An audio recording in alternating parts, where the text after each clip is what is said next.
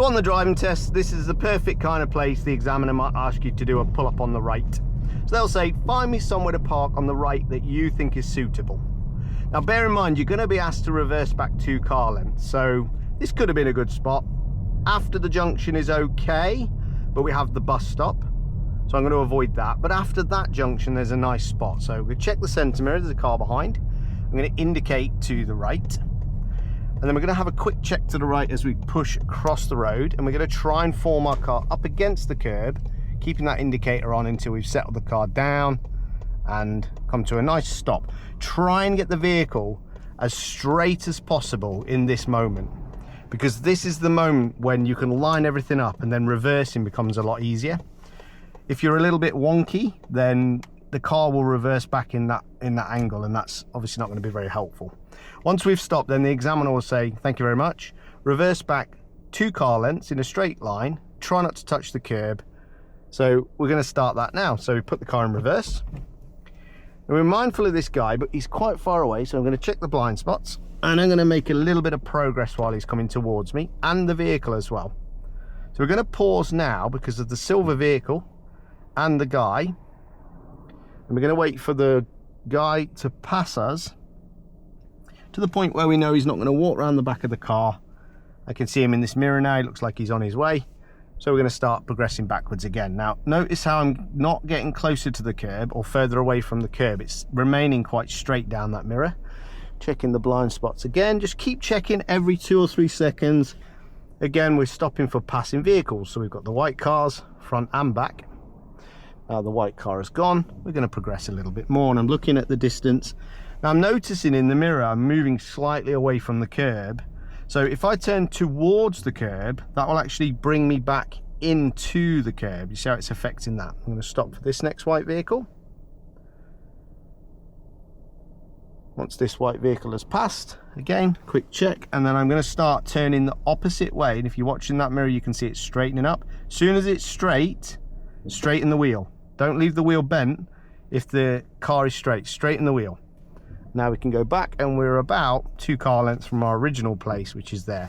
The distance isn't actually important as long as you're roughly 2 car lengths. What's really important is the observations. You must check round consistently through the manoeuvre, over your blind spots, in your mirrors, and obviously you're looking round for anything coming down the road and pausing for any passing vehicles or pedestrians that are near your vehicle.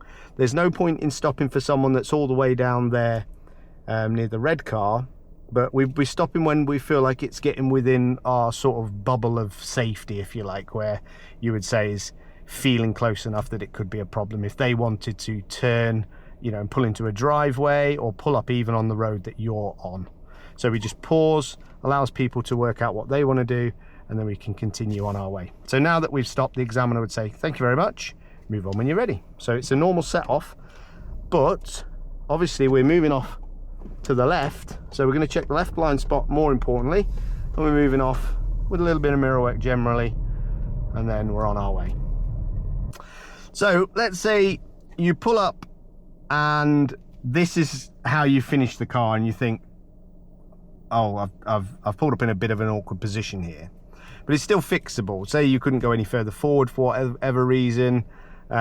Here we could obviously go forward more, but you might think that, you know, this is the maximum amount that you can move. So let's have a look at how we fix it. So as we reverse, when we look down the curb, when we look down the mirror there at the curb, we can see that the car is more facing towards the inside edge of the road, which is this side. You can see it's facing off that way. So we need to turn the wheel the direction we would like the back of the vehicle to go.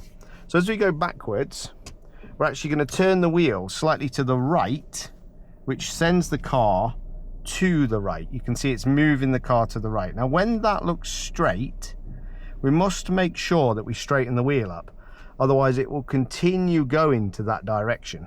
If I look at the wheel on the outside of the car here, you'll notice that the wheel is curved outwards, which is sending the back of the car that way. Get back in. A bit random to do that, but hopefully you get the gist of that. So now as I go backwards, if I straighten the wheel up, the wheel is going to be straight, the curb is straight, and that means that the car should go back in a straight line. Obviously checking the blind spots, trying to do this slowly so it doesn't make everyone feel sick. But we're moving back nice and slowly. And there you can see. Now let's do the opposite. Let's say the wheel, you know, was turned too much to the right and we were concentrating on something happening down here. And we look back and we go, oh no, we're getting too close to the curb. Well, we can actually fix that by turning an extra amount to the left. And again, the wheels will turn this way, which will send the car that way.